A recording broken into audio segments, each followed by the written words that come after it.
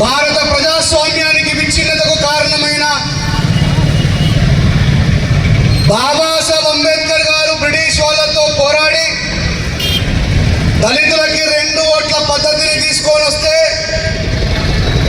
దాన్ని గాంధీ గారి ప్రాణమే మాకు ముఖ్యం, దళితుల భవిష్యత్తుతో మాకు అవసరం లేదన్నటువంటి వ్యక్తి బాబు జగ్జీవన్ రావు గారు. బాబాసాహెబ్ అంబేద్కర్ గారు బ్రతికున్న కాలంలోనే సపరేట్ ఎలక్టోరల్ పద్ధతిని వద్దు అన్న వ్యక్తి ఎవరు? గట్టిగా చెప్పండి. అమలాపురంలో అత్యధికంగా మాలలున్న ప్లేస్ లో కూడా గట్టిగా చెప్పకపోతే ఎట్లా? బాబాసాహెబ్ అంబేద్కర్ గారి ఆలోచన విధానానికి బద్ధశత్రువుగా గాంధీ గారి జీవితం మాకు ముఖ్యం, దళితుల జీవితం సంకనాగిపోయినా మాకు అవసరం లేదని సంతకం పెట్టిన వ్యక్తి ఎవరు? మరి ఆయన నా నాయకుడు అనుకుంటున్న వారెవరు? గట్టిగా ఇక మందకృష్ణని ఆలోచించుకోవాలి. మరి ఆయన మాలలో అన్యాయం జరిగినా, ఎవరికి అన్యాయం జరిగినా మొత్తం మేమే నాయకత్వం వహిస్తాం. మా జాతులలో ఎవరికి అన్యాయం జరగని మనం మాట్లాడుతున్న కృష్ణన్న, నువ్వు బాబాసాహెబ్ అంబేద్కర్ని మెల్లమెల్లగా ఎందుకు మర్చిపోయినావు? నిన్నగాక మొన్న జరిగిన మందకృష్ణ మీటింగ్ లో ఎక్కడైనా బాబాసాహెబ్ అంబేద్కర్ ఫోటో కనిపించిందా? ఇది గట్టిగా చెప్పగలగాలి. మనువాదులు ఎవరు ఎటువైపు పోతున్నారు అనే విషయాన్ని మనం గ్రహించాలి. ప్రాణం పోయినా సరే బాబాసాహెబ్ అంబేద్కర్ గారి ఆలోచన విధానాన్ని మర్చిపోవద్దు. బాబాసాహెబ్ అంబేద్కర్ కార్యక్రమాలకు తాగి రావద్దు. మిగతా వాళ్ళ ముందర ఈ వీడియోలలో మనం నవ్వుల పాలు కావద్దు అని తెలియజేస్తూ ఏమీ లేదా మాలలం ఒక పాట పాడమన్నారు, కోరస్కు మైక్ తీసుకొని దయచేసి పాపం కళాకారులను ఇబ్బంది పెట్టినందుకు క్షమించండి అన్న, ఎవరు బాధపడద్దు. మనం ఎవరమో అని ఒక పాట ద్వారా మీకు తెలియజేసే పనిచేస్తా. మాలలం మాలలం అలా మీరు కూడా మహామల్లా యోధులం ఈ దేశమూల వాసులం నాగరికతనాందులం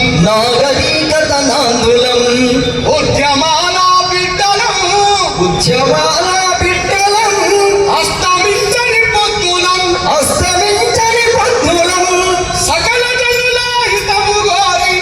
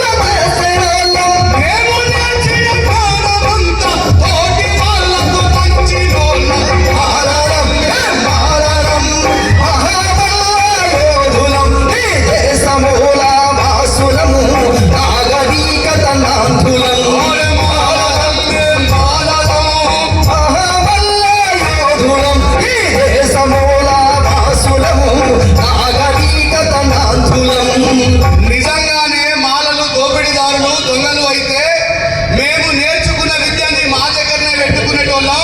కటి పద్మారావు బుద్ధతారకం సార్ తర్వాత నిజంగా మాలలు అణిచివేసే వాళ్ళైతే మందకృష్ణన్న నువ్వు ఎట్లా తయారైనావు అని అడుగుతున్నా. నిజంగా మాది